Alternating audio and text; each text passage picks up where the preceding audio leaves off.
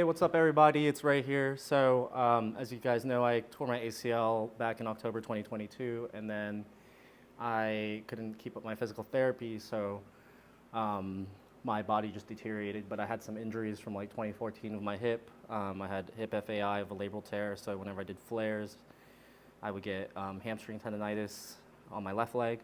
But I could still, if I did enough PT, I could still do like flare 90 and like pretty difficult combos and still elbow track. And then I had a shoulder labrum injury from college, and I think that just got worse progressively. It just kept deteriorating as I started lifting heavier as I got older. So I decided to get all the procedures done after my ACL. So I just got my shoulder done. It's been 8 days, and then I'm planning to get the hip done in January 2024, right? Yeah, 2024. And I got it done because I wanted to vlog about it because I felt like b-boys don't really talk about their injuries or when they get surgery. And I was reading some studies and saw that national level gymnastics, like Olympic level, 95% of them get back to Olympic level if they do the surgery. So I felt pretty confident that I could return to a decent level of breaking that would make me happy, because I just can't stop breaking. So I'm gonna just vlog about this journey.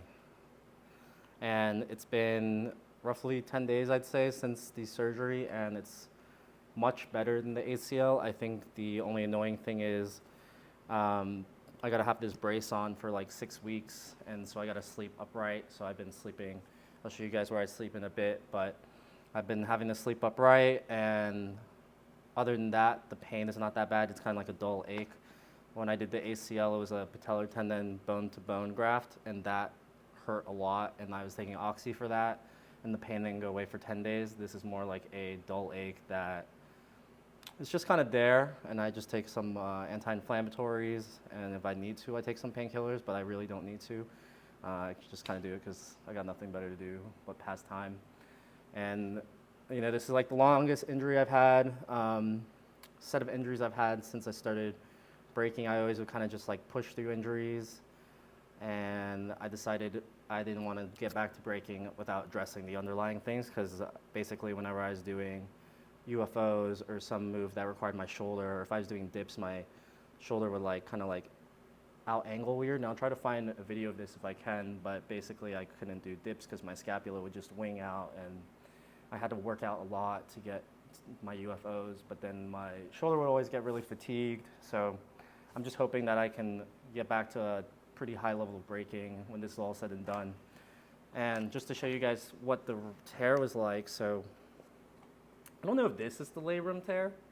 I think this is like a cyst stage drain. I'm not really sure, but there's like this nasty tear right there. But basically the back half of my shoulder, the labrum was coming off the bone, and then they sewed it together. So it's a pretty sturdy repair, and hopefully I'm able to get back to a pretty high level of breaking after all of this is said and done, because I was getting pretty good, pretty high level power combos, but we'll see how long I can keep it up, since I'm 31 now and I'm seeing the effects of age wear on me. But you know, I'm in a position where I can get surgery and share this experience in case anyone else is suffering in pain and wants to see what the process is like to recover and what a realistic timeline is to get back to breaking. So I understand I'm very fortunate to be able to work from home and get the surgery, so I decided to use my spare time to share this experience with everybody else. I have this like weird little therapy chair that's like really comfortable that used to be by my bed, but I moved it to the front of the TV because I've just been sleeping here and playing the PS5 and watching Netflix until I heal. And then I'm going to start my first physical therapy session on tomorrow, actually. So I think at the 13-day mark, it's going to be mobility. And then I'll kind of vlog about what the pain is like, the process, and what it feels like to recover for this, and in the future my hip. And we'll see how good I get at breaking again. Yo, so I realized I didn't really talk about the symptoms and how I think it affected my breaking. So besides being able to just generally strengthen the muscles in an easy way, like I couldn't really do dips. My arm was always winging.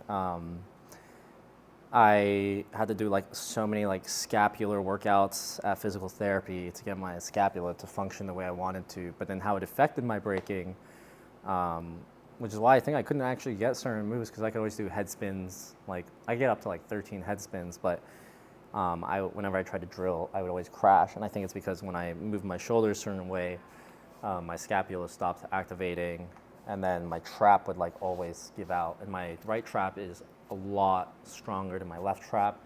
And if I did like this with my right side, it doesn't happen on my left side because the shoulder kind of like wings out, and it's just doesn't like function. When people talk about like, oh, when I do a head spin, I lift my arms up to balance or like lower it. That's not how my left shoulder worked. If I did that, it would just give out.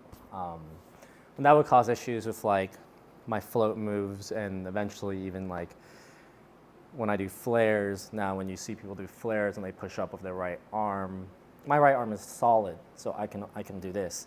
But when I go on my left arm and I land, you would always see my arm, it would go down, and you would see like this happen. And that's because it's just weak and it's not in place, like the labrum's not in place, so then the shoulder would kind of like move out, and then the muscle would kind of push it back down. Now, that's how it affected like my flares and my head spins. And then when I did like airplane baby mills, my fingers would go numb on my left side when I was going too fast with specific windmills. So my airplane babies, my hands would go numb.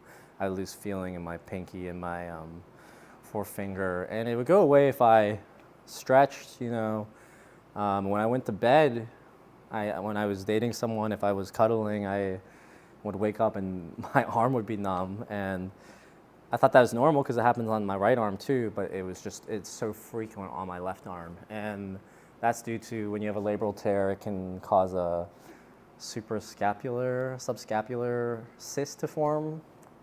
There's like a paralabral cyst. Anyway, there's like 2 cysts in my shoulder because of the labral tear, and one of them pushes down on the suprascapular, subscapular nerve, and then that causes muscle weakness over time. And so that makes sense because, as I kept doing PT to like manage my symptoms, it helped alleviate it, but I could never train as hard as I used to, and it just kept getting worse and worse. So I'm super excited to see how I progress through the surgery, how I progress through my healing, through my strengthening, how my shoulder feels. I'm going to try not to push it too hard because I traditionally always train too hard. So I'm going to try to keep things in a good, steady progression and just get back to braking once the shoulder and hip is done. So we'll see how that goes. Oh, I don't know if I mentioned this. I got my surgery from this doctor, Dr. Frank Petrigliano. I have a PPO insurance in America, so I'm very blessed for that. It's made me really appreciate my corporate job.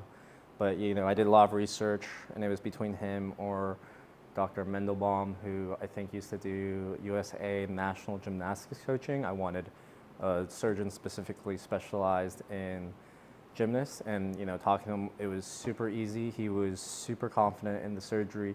He knew exactly what to do, and he was like, I can get you probably back to 95% external rotation, and then in every other direction you're going to be good.